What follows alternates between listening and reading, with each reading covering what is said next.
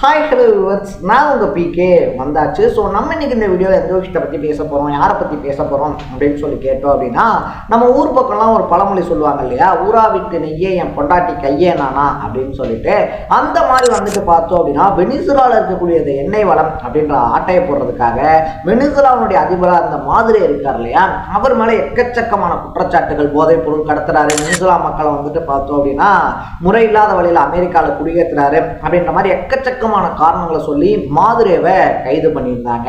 அப்பயே உலக நாடுகள்லாம் என்ன சொல்லியிருந்தாங்க அப்படின்னு சொல்லி கேட்டோம்னா, இது மாதுரே மேல எடுத்த நடவடிக்கைகள்லாம் கிடையாது. அமெரிக்கா, அதுலயும் குறிப்பா வந்துட்டு டொனால்ட் ட்ரம்ப் இருக்காரு இல்லையா, அவருக்கு வந்துட்டு பார்த்தோம்னா அந்த வெனிசுலால இருக்கக்கூடிய எண்ணெய் வளத்து மேல ஸ்டார்டிங்ல இருந்தே ஒரு கண்ணு இருந்துகிட்டு இருக்கு. அவர் ஃபர்ஸ்ட் டைம் வந்துட்டு அதிபரானார் இல்லையா, அப்பல இருந்தே வந்துட்டு பார்த்தோம் அப்படின்னா வெனிசுலாவில் இருக்கக்கூடிய எண்ணெய் வளங்கள் மேல ஒரு கண்ணு அப்படின்றது அவருக்கு இருக்கு. ஸோ அந்த எண்ணெய் வளங்களை அதிகரிக்கிறதுக்காகவும் அதை தாண்டி வந்துட்டு பார்த்தோம் அப்படின்னா அந்த எண்ணெய் வளங்கள் இருக்கு இல்லையா, அதை அதிகரித்து அபகரிக்கிறதுக்காகவும் தான் ட்ரம்ப் இப்படி ஒரு துணிச்சலான முடிவை எடுத்திருக்காரு அப்படின்னு சொல்லிக்கிட்டு இருந்தாங்க. அதுக்கேற்ற மாதிரியே வந்துட்டு பார்த்தோம் அப்படின்னா வெனிசுலா இருக்கு இல்லையா, வெனிசுலாவில் வந்துட்டு உடனடியாக தேர்தல்லாம் எங்களால் நடத்த முடியாது, நாங்கள் வந்துட்டு தேர்தலை நடத்துவோம் நிலைமை சரியானதுக்கு அப்புறமா, பட் அது வரைக்கும் வந்துட்டு பார்த்தோம் அப்படின்னா அமெரிக்காவுடைய கட்டுப்பாட்டில் தான் வெனிசுலா இருக்கும்னு அனௌன்ஸ் பண்ணியிருந்தாரு ட்ரம்ப். இப்போ அதையும் விட ஒரு படி மேலே போய் பார்த்தோம் அப்படின்னா அவருடைய ட்ரூத் சோஷியல் மீடியா இருக்கு இல்லையா, அதில் தன்னைத்தானே வெனிசுலாவுடைய இடைக்கால அதிபராகவும் அறிவித்து சர்வதேச அரசியலில் பரபரப்பை கூட்டியிருக்காரு நம்ம ட்ரம்ப் அப்படின்னு தான் சொல்லணும். ஸோ ட்ரம்பினுடைய திட்டம் அப்படின்றது தான் என்ன, வெனிசுலாவில் எவ்வளவு எண்ணெய் வளங்கள் அப்படின்றது இருக்குது, அதை தாண்டி ட்ரம்பினுடைய வேட்டை அப்படின்றது இந்த வெனிசுலாவோட முடிய போகிறதுல அது ஒரு நீண்ட நெடிய தொடர்கடையாக மாறப்போகுது அப்படின்னு சொல்கிறாங்க. ஸோ ட்ரம்பினுடைய அடுத்தடுத்த குறியாக இருக்கக்கூடிய நாடுகள் என்ன, இதனால் இந்தியாவுக்கு ஏதாவது பாதிப்பு இருக்கா அப்படின்ற மாதிரி பல விஷயங்களை தான் நம்ம அலசி ஆராய போகிறோம்.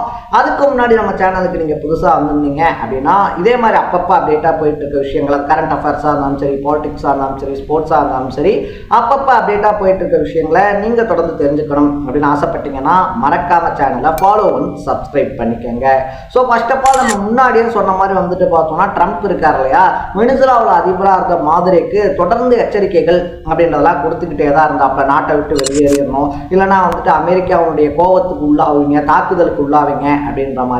பட் அதையும் தாண்டி வந்துட்டு மாதிரி இருக்காரு இல்லையா, ட்ரம்பை எதிர்த்துக்கிட்டு இருந்தாரு. ஸோ ஒரு முடிவா வந்துட்டு பார்த்தோம்னா வெனிசுலாக்குள்ளேயே பூந்து மாதிரியை நாடு கடத்தவும் செஞ்சிருந்தாரு ட்ரம்ப். அதுக்கப்புறமா தான் ட்ரம்பினுடைய கேமே ஸ்டார்ட் ஆச்சு. ஸோ அங்கேருந்து ஆரம்பித்து அமெரிக்காவுடைய கட்டுப்பாட்டில் இருக்கும் அப்படின்னு சொல்ல வெனிசுலாவிலேருந்து கிட்டத்தட்ட 5 கோடி பேரல் எண்ணெய்கள் அப்படின்றத ஏற்றுமதி பண்ணியிருக்காரு ட்ரம்ப். இதனுடைய மதிப்பு மட்டும் $4.2 மில்லியன், இந்திய மதிப்பில் சொல்லணும் அப்படின்னா 35,000 கோடி ரூபாய்க்கு அதிகமாக இருக்கும் அப்படின்னு சொல்லப்படுது. ஸோ அவ்வளவு வளமிக்க அந்த எண்ணெய்கள் இருக்கு இல்லையா, வெனிசுலாவிலேருந்து அமெரிக்காவுக்கு என்ன வரும் அதை வந்துட்டு நாங்கள் சந்தை விலையில் வாங்குவோம். ஆனால் அந்த சந்தை விலையில் வாங்கினாலும் நாங்கள் கொடுக்கக்கூடிய பணம் அப்படின்றது இருக்கு இல்லையா, அது அமெரிக்காவுக்கும் வெனிசுலாவுக்கும் பயன்படுற மாதிரி யூஸ் பண்ணுவோம். ஆனால் அந்த பணத்தை வந்துட்டு யூஸ் பண்ணுறதுக்கான அதிகாரம் எங்ககிட்ட தான் இருக்கும் அப்படின்னு சொல்லிட்டு பண்ணக்கூடிய திருட்டுத்தனத்துக்கு வந்துட்டு பார்த்தோம்னா எக்கச்சக்கமான எக்ஸ்பிளேஷன் கொடுத்துருக்காரு ட்ரம்ப். ட்ரம்ப் என்னதான் நான் சந்தை விலையில வாங்குற காசெல்லாம் தர்றேன்னு சொன்னாலும் கூட அடுத்த நாட்டில் இருக்கக்கூடிய எண்ணெய் வளத்துக்கு நீங்கள் எப்படி விலை வைப்பீங்க, அதை தாண்டி அடுத்த நாட்டில் இருக்கக்கூடிய எண்ணெய் வளங்கள் இருக்கு இல்லையா, அதை எப்படி நீங்கள் கேட்க முடியும் அப்படின்ற மாதிரி பல உலக நாடுகளும் அமெரிக்காவுக்கு எதிராக என்னதான் வீரவசனம் பேசினாலும் யாரும் அமெரிக்காவுக்கு எதிராக துணிஞ்சு நிற்கிறதுக்கு தோதுபடலை அப்படின்னு தான் சொல்லணும். அதுக்கு முக்கியமான காரணம் அமெரிக்காட்ட மட்டுமே இருக்கக்கூடிய அந்த இராணுவ பலம் அப்படின்னே சொல்லலாம். அதனால ரஷ்யா, சீனா மாதிரியான பெரிய பெரிய நாடுகளுமே அமெரிக்காவுக்கு வந்துட்டு ஒரு கடுமையான கண்டனம் அப்படின்றத இன்னும் தெரிவிக்காம தான் இருக்காங்க. இந்த வெனிசுலா விஷயம் இருக்கு இல்லையா, வெனிசுலா விஷயத்துக்கு அப்புறமா வந்துட்டு பார்த்தோம்னா சர்வதேச அமைப்புகள்ல இருந்து வெளிவரது, நான் எந்த அமைப்புக்குமே கட்டுப்பட்டவன் கிடையாது, ஏன் மனசாட்சி என்ன சொல்லுதோ அதன்படி தான் நடப்பேன்னு சொல்லி அறிக்கை விடுறது அப்படின்னு சொல்லிட்டு அடுத்தடுத்து அதிரடியை காட்டிக்கிட்டு இருக்காரு ட்ரம்ப். சரி ஓகே, வெனிசுலால வந்து என்ன எடுத்துட்டாரு, கேம் முடிஞ்சு போச்சு, அதான் வெனிசுலா வந்துட்டு அவர் கையகப்படுத்திட்டார்ல, அவர் கண்ட்ரோலுக்கு கொண்டு வந்துட்டார்லன்னு கேட்டா அங்க கேம் முடியலை, கேம் ஸ்டார்ட் ஆயிருக்கு அப்படின்னு சொல்றாங்க. என்னப்பா சொல்ற அப்படின்னு சொல்லி கேட்டோம்னா வெனிசுலா மட்டும் கிடையாது, அடுத்த 4 நாடுகளுக்கு குறி வச்சிருக்காராம் ட்ரம்ப். அதுல முக்கியமா Colombia, Cuba, Mexico and Greenland, இந்த 4 நாடுகள் தான் வரிசை கட்டி நிக்குது அப்படின்னு சொல்றாங்க.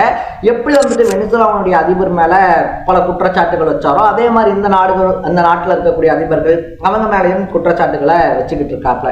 கிரீன்லாந்தை பொறுத்த வரைக்கும் நாங்கள் கிரீன்லாந்தை வந்துட்டு கைப்பற்றலைன்னா ரஷ்யா சீனா மாதிரியான நாடுகள் கைப்பற்றிடும், அது அமெரிக்காவுடைய பாதுகாப்பு இருக்கு இல்லையா அதுக்கு அச்சுறுத்தலாக மாறிடும், அதனால நாங்கள் கைப்பற்றுறோம் அப்படின்ற மாதிரி சொல்லிக்கிட்டு இருக்காரு. மற்ற 3 நாடுகளையும் வந்துட்டு பார்த்தோம்னா கியூபாவை பொறுத்த வரைக்கும் வெனிசுலால இருந்த எண்ணெய் வளத்தை வச்சுதான் கியூபாவும் வியாபாரம் பண்ணிக்கிட்டு இருந்தாங்க. இப்போ வெனிசுலாவே அமெரிக்காவுடைய கட்டுப்பாட்டு கீழே போனதுனால கியூபாவும் ஆல்மோஸ்ட் அமெரிக்காவுடைய அந்த அடுத்த தாக்குதலுக்கு ரெடியா இருக்கு அப்படின்னு சொல்லப்படுது. ஒரு பக்கத்துல ரஷ்யா உக்ரைன் போர் இருக்கு இல்லையா, ரஷ்யா உக்ரைன் போர், இன்னொரு பக்கத்துல வந்துட்டு பார்த்தோம் அப்படின்னா ஈரான் இருக்கு இல்லையா, ஈரான் இஸ்ரேல் போர், இதுலலாம் வந்துட்டு நான் மத்தியஸ்தம் பண்றேன், நான் வந்துட்டு பஞ்சாயத்தை முடிச்சு வைக்கிறேன், போரை முடிச்சு வைக்கிறேன் அப்படின்னு சொல்லக்கூடிய அதே ட்ரம்ப் தான் இப்படி ராணுவ நடவடிக்கையின் மூலியமா நம்ம மெக்சிகோ இருக்கு இல்லையா, மெக்சிகோ, கிரீன்லாந்து, கியூபா இந்த மாதிரி அடுத்தடுத்த நாடுகள் மேல குறியும் வச்சிருக்காரு. வெனிசுலால ஆல்ரெடி அவர் நினைச்சதை நிறைவேற்றியும் முடிச்சிட்டாரு அப்படின்னே சொல்லலாம். ஸோ ட்ரம்ப்பே இப்படி பல பிரச்சனைகளை பண்ணிக்கிட்டு மற்ற நாடுகளுக்கு போயிட்டு அவங்க அறிவுரை சொன்னா கேட்பாங்களா அப்படின்னு சொல்லி கேட்டோம்னா டெஃபினட்டா கிடையாது.